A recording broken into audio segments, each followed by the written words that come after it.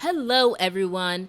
I know it's been a while, but I have been through a lot of transition in life, and I've been trying to figure out if I could still keep up this channel. And the answer is yes, I can. I'm going to try a more casual style in my videos. Usually, I write pretty well in depth scripts to make sure I hit every point, but I'm going to use more written notes and see how that works. So let me know what you think. And if you like this movie, tell me, because quite frankly, the reason why I said let me get this YouTube channel up again is because I saw a lot of reviews that did not like the Materialist, and guess who did? Me. So I'm going to talk a little bit about that, my experience in the theater, how I feel that affected how I perceive the film, and just overall general things that I think made this film resonate more with me than it might have many other people. So without further ado, let's get into it. So this film comes in at 1 hour and 49 minutes. I love films nowadays. It does seem like there's more and more films that really are skirting around an hour and 30.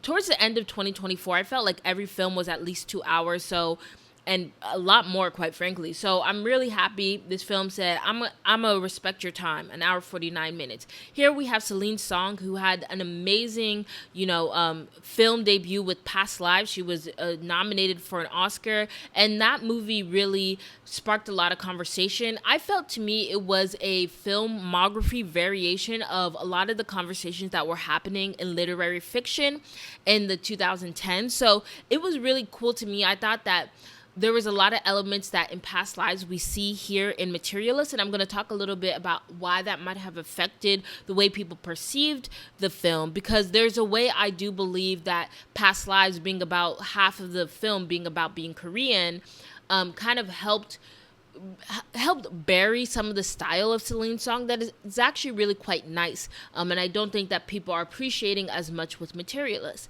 So here we have the cast of Dakota Johnson. I have an asterisk there. I'm going to talk more about it in my overview of the film, but I do think that Dakota Johnson was actually well cast in this. I saw a lot of people, including NPR, The Big Picture, a lot of people coming at her talking about how she was miscast. But I think her flat affect actually worked really well with the character of Lucy. And I'll talk more about why that is the case. We have Chris Evans, who does a really good job here. I like how he really plays the loser quite well in this film. Because he's such a big action star, you often see him take on these roles where he is displaying some form of bravado. We saw that in Knives Out, and in any other film outside of Marvel that he's had. But I'm really glad that he took this role that kind of required him to embody a loser. And despite being as famous and wealthy as he has for the past over a decade of his life, he was able to tap into loserdom, which is a skill. It truly is a skill. We also have Pedro Pascal. Again, a mini defensive Pedro Pascal. A lot of people have been saying, oh, Pedro Pascal is oversaturated. He's in Last of Us. He's going to be in the Fantastic Four, in Eddington. He's everywhere. But the reality is Pedro Pascal's, I think, 50 now. He just turned 50. But he was a man who did not have a thriving career in his 20s and 30s. He's seen all the strike.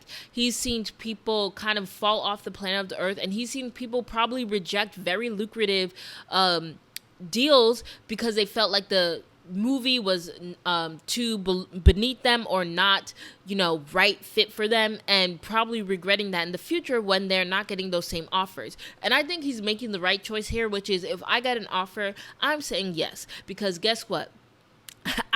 There's no promise that an offer like this is coming tomorrow. I also have probably 20 or 30 years, not 30 years, 20 years of stardom that a lot of my peers have on top of me, of money I never made. I don't think he was ever poor, but he wasn't a multimillionaire in the way that many of his peers today are. So I really understand him saying, I get a script, they give me money, I say yes. And that's and that's how you should live your life. And I'll talk a little bit about also how I disagree with the general philosophy of this film, but also that doesn't change the fact that I enjoyed it.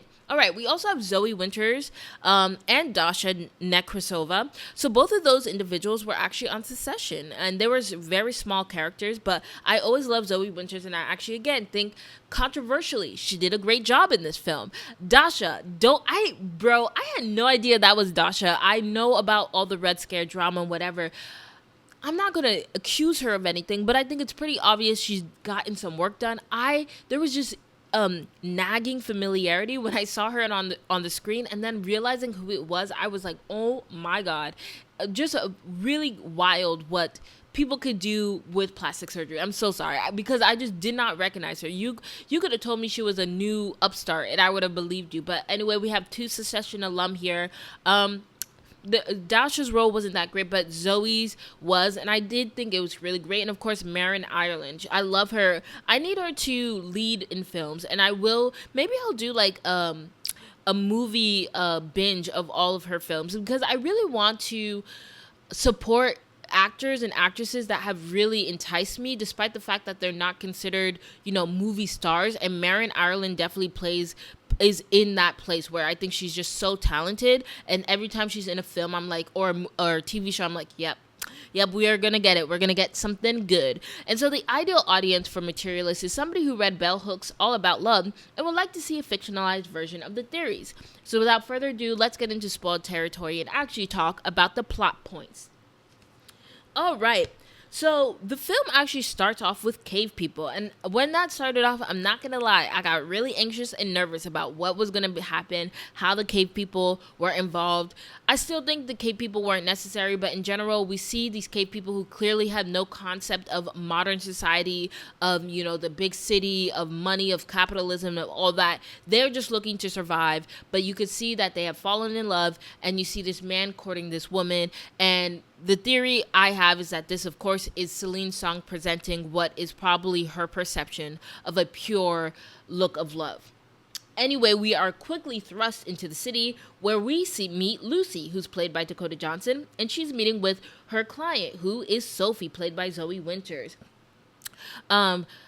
Lucy called up Sophie's date, and Sophie was really excited about the date, but when unfortunately the man is called, he's less than enthusiastic. He has a lot of criticisms about Sophie, as she is 39, not in the age range that he wants, but apparently he was able to have a pretty cordial and fun conversation. So unfortunately, Lucy has to give the bad news to Sophie, and Sophie does not take it well. And so here is where I had my first caveat.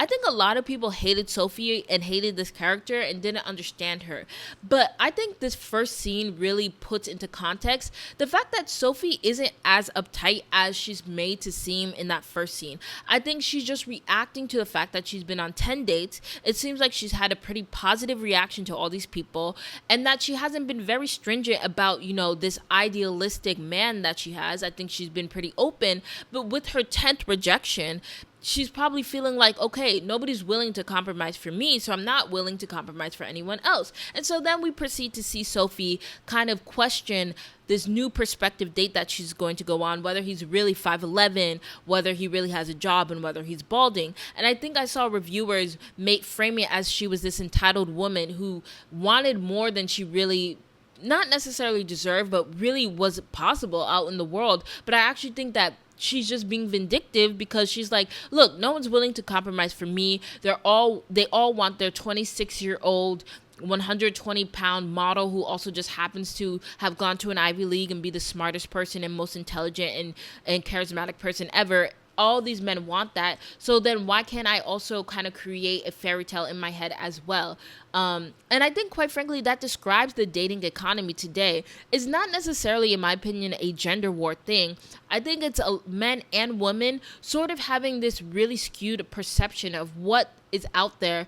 And because they have this fear of, quote unquote, buying into a relationship and then maybe seeing something better in the future, people are just like, I'm only going for my fairy tale or nothing else. And we could already see that Lucy's really frustrated with this dynamic and how this is really tough for her. But as we see Lucy talk to Sophie and to her other clients, we see that she's very prescriptive and terse about her perception of the world and dating. She sees it as a business plan. This is exactly how she describes dating. And so for that reason, Sophie's kind of on the lower point of the totem pole, because she's older and, she's not necessarily the sexiest person on the market. But regardless of that, Lucy has been quite successful despite some difficulties she has with some clients, because when she gets back to the office, she's celebrating her 9th wedding. So she's been able to get 9 people married, which is wild and an accomplishment. I don't know anything about this matchmaking world. I know that it exists and it's real. I don't know about it. And I don't think the film wants us actually to care too much. Anyway, we see Lucy actually go to this wedding. And at the wedding, she's pitching to other women guests about her services. And who's overhearing? None other than the very sexy Harry, who is played by Pedro Pascal. Pedro Pascal's clearly, or Harry's really entranced by how Lucy's talking about love. And when they go and sit for the reception, he makes a way to go talk to her. They have this kind of weird conversation, and this was that very viral clip of the film that went viral on Twitter, and I actually felt that it fit much better in the greater context of the film than it did on the isolated clip on Twitter. And regardless, we all know that scene, which is, it seems as though Lucy and Harry are flirting, and then all of a sudden a server comes by, and it is played by Chris Evans, who plays John. And John just so happens to be Lucy's ex-boyfriend. They were in a relationship for 5 years, and they make a plan to meet some time after the wedding so that they could catch up. So anyway, John is clearly in dire straits, at least financially. And we learn that they were very broke together in their 20s. We then find out through a flashback that basically John and Lucy, in their relationship, they broke up because they were broke. They fought in the streets because they couldn't afford $25 parking. Now, on principle, $25 parking is ridiculous. But it's also New York City, and I feel like anybody who's lived in New York City for over 3 months is going to know that driving into Manhattan is a setup, so I do not know why they were doing that, but anyway, that is what happens. Anyway, once we get out of the flashback, we get the realization that Lucy sees Harry, played by Pedro Pascal, as a unicorn. And a unicorn is what is described in the matchmaking services as a man who has all the qualities that most women are looking for. He's wealthy, he's above 6 foot, he seems to not have any, disgusting features about him. He's handsome, and he seems quite, has his head on his shoulders. He's not a wacko. And so anyway, we find out that Harry actually wants to date Lucy. He does not want to use her services. He just wants to date her. Now, I will say this was a little confusing. This was a little bit, a meet cute, but it still didn't matter. I thought that the relationship was kind of cute, but it's clear that both of them are looking at each other as analytical partners.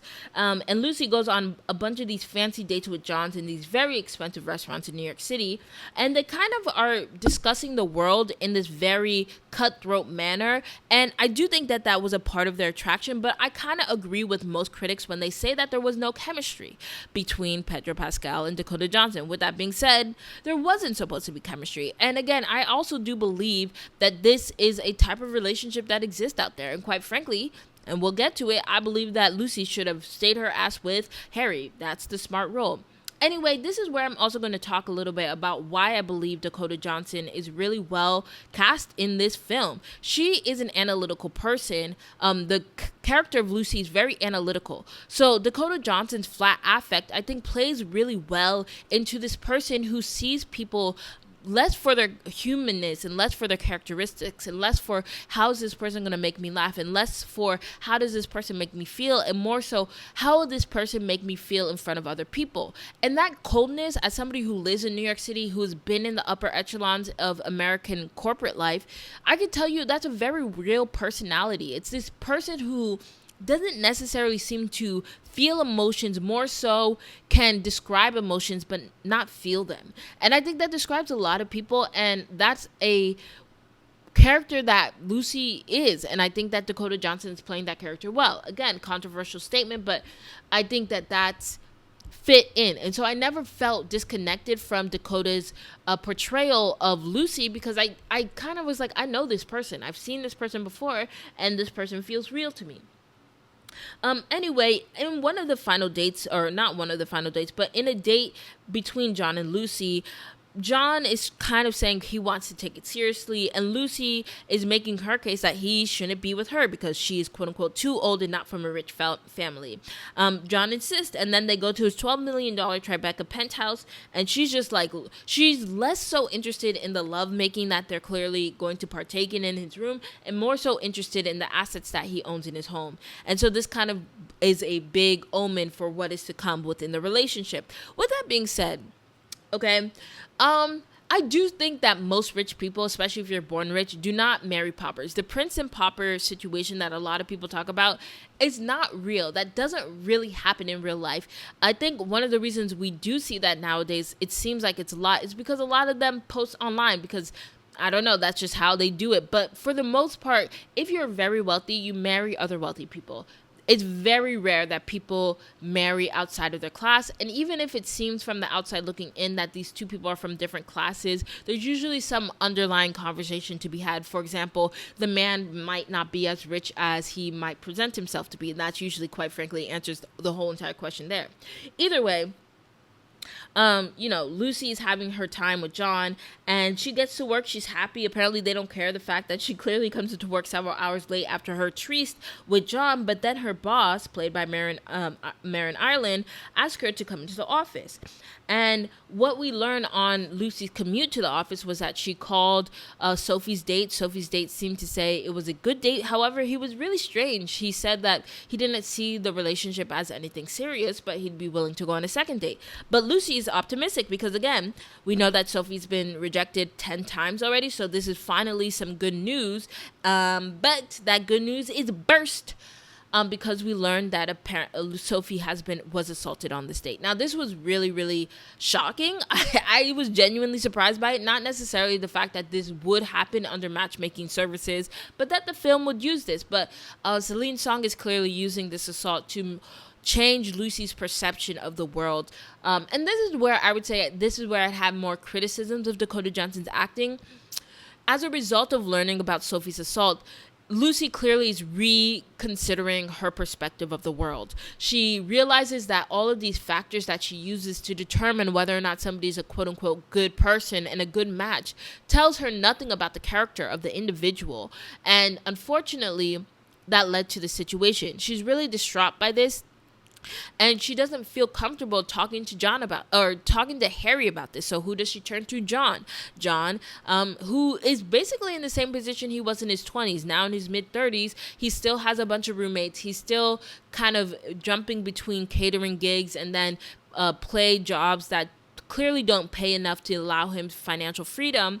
And yeah, it's clear that her emotional life really rests in John as opposed to Harry. And so as she realizes this, she starts to kind of judge her relationship with Harry. And unfortunately, that means that when she finds out that Harry has basically taken a leg lengthening surgery, which apparently you could get 6 inches on. I don't think that's true, by the way. And there would be probably some physical, beyond just a scar, some physical evidence that somebody got surgery to make themselves taller. She realizes that she can't marry Harry because Harry intended to ask her to marry him on their trip to Iceland, but she can't do it. She realizes there's no emotional core to their relationship and that there's really nothing there, and that the business terms don't even make all that much sense, but they're still able to break up cordially. But unfortunately, this is also where the film gets a little bit confusing here. Apparently, before going on her trip to Iceland, she decided to sublet her apartment, which is strange because you were paying $0.00 for this trip to Iceland. So there would be, in my opinion, no financial impetus to sublet your apartment. And I could never sublet my apartment for any period of time and then have to come back into my apartment. I feel gross. I don't know. I like the fact that my space is my space and I do feel energies and I wouldn't want somebody else's energy in my space. Either way, Lucy's a conundrum. She broke up with Harry. Now she has to find a place to live. And guess who is the person she trusts? John. So she goes to his bum place. Not bum place. I really want to have compassion. I know a lot of people throw around these words, but he's struggling. He's very much struggling. She goes to John's struggling apartment. And she tells him the situation, and he has no other solution than let's just drive upstate and explore and check around, and we'll see what happens. They find the catering service van that John works for, and they realize that they're going to a wedding. So they ask his co-workers if they can, crash the wedding. I also was like, would people allow you to crash your wedding like that? Apparently so. Either way, they crash the wedding, and Lucy narrates her perception of the relationship, why it works and whatever, and then they go onto the dance floor and they kiss. But that leads to this whole conversation where Dakota like derides herself and says she's a horrible person and he shouldn't date her. But then John is also like, I love you and I have nothing to offer you, which I was like, yeah, that's pretty self-aware. Thank you for recognizing that. But they're interrupted because Sophie calls Lucy, and basically the date that assaulted her is at her door knocking. And despite the fact that both John and Lucy are out from Manhattan, they're willing to rush to help Sophie. Sophie apparently has nobody else in the city. Something I can relate to, but at the same time, I probably still wouldn't call my matchmaker. I'd figure it out. But Lucy finally arrives, and Sophie does trust Lucy to sort of comfort her in this moment about what was happening and why that was there. And then again, John is there to comfort and be a support for Lucy. So anyway, they part ways, but we finally get to the point where Lucy offers herself to John. She says, I love you. We are both fucked up people. We don't know what's happening in the world. And what we could do, but we love each other and love is important. And yeah, that's what they do. Either way, they get back together. Sophie apparently comes back and joins the matchmaking service, which was a little strange. I personally wouldn't join back, and that would also be a really easy way to ruin your lawsuit. But regardless, she joins back the service, and it seems like Lucy has made her choice to get with John, a man who has $2,000 in his account, is in his mid-30s, has two roommates, and it doesn't seem like his life or is going anywhere else, and he doesn't have any prospect for anything else. Regardless, we're made to feel like this is true love, and we even see Lucy make a kind of silly decision again when she's offered a promotion by her boss, but she doesn't take it. She doesn't take that promotion because, or at least on first offer, because she said that she actually intended to resign for her job. And I understand being traumatized with what happened to Sophie, but at the same time, I'm like, being good at your job, I think, is a blessing. It's a big, big blessing to know that, yes, your job can be difficult, but being able to know that you are going to accomplish the goals that are set for you is something that that's not promised in any job. So I would say, Lucy, you should have stayed with Harry, and you also should stay your job. Either way, we see that John has made a makeshift engagement ring for Lucy with the flowers. And then we're brought back to the cave people, and we see how they're able to live their life on love and love alone. And this is where I say I actually very much disagree with Celine Song's perspective of the film. The film presents us with two extremes: this really analytical and cutthroat perception of who you should date and how their status should fit in with your own, or your own perception of your status, even if it's not reality. But at the same time, and then also you have this other flip side where love is love. So even though somebody in your life doesn't have seemingly a plan or anything going on in their life, you have to feel like, oh, let me just take it for what it is because this is love. I love them. I actually have an emotional connection. I think at both these two extremes, any of these extremes are really dangerous. I think actually women get in very dangerous situations when they allow love to define their lives, and men do as well, because you can get in very toxic relationships. You can be brought down. Like, I can easily see Lucy with her little precious 80K a year, not really being able to sort of reach her full potential financially and professionally, because she's with John, who seems pretty comfortable being quite stagnant in his life. And then on the flip end, I understand that Harry wasn't a great catch, but you know what? He would have done really well for Lucy. He seemed like he had a head on his shoulders. We didn't get any idea that he was, a sex pest, or he wasn't loyal in any way. So he would have been great as well. But I do think in general, in life, in real life, and not in a movie, you should probably take the middle ground. The average person should take the middle ground. You should love the person. You should feel like they're your friend. You should feel like you can get through anything with them, and that you can, tell them what's on your mind and how you're feeling. At the same time, you probably should be thinking about practical aspects. Are we sort of equally yoked? Am I making money in the way that he's making money? And I also believe men should also be making decisions on that as well. And you can find a mix that works for you, and each person is going to determine what works in their favor. either way, I actually really like this film. I talking about my experience in the theater, a lot of people laughed. And this was interesting because the prior week I watched Phoenician Scheme and no one laughed. And I knew there was moments I should have laughed. I just didn't find them as funny. And then to find a lot of reviewers thought Phoenician Scheme was hilarious. And I was like, I did not get that. I realized that your experience in the theater really can affect your perception of a film. So where a lot of people felt like Celine Song's script fell flat because, the humor didn't hit as well, I had the experience of the humor hitting very well. And maybe that is because, I was at Nighthawk Theater in Brooklyn and Williamsburg, and that probably is very geared towards professional people in New York City who probably resonate heavily with one or some of the characters in this film. So I think the film was not as bad as people say. I do believe that this film belongs in a zeitgeist or a conversation about modern dating. And quite frankly, I believe we deserve more films that are a reflection of our modern dating scene, because it's interesting to think about the fact that a lot of the tropes that we see in early 2000s dating rom-com films sort of wouldn't really work all that well in today's society and culture because of the very aspects that Celine's Song pointed out in Materialist. So what did you guys think of the film? Did you like it? I liked it. If you didn't like it, tell me why. I understand how people don't like Dakota Johnson as an actress, and I would say her prior acting roles were not my thing, but as I mentioned, I do believe she did really well with this particular film. And I'm looking forward to seeing you guys again, but this was my review of Materialist. Thank you so much, and I'll see you again.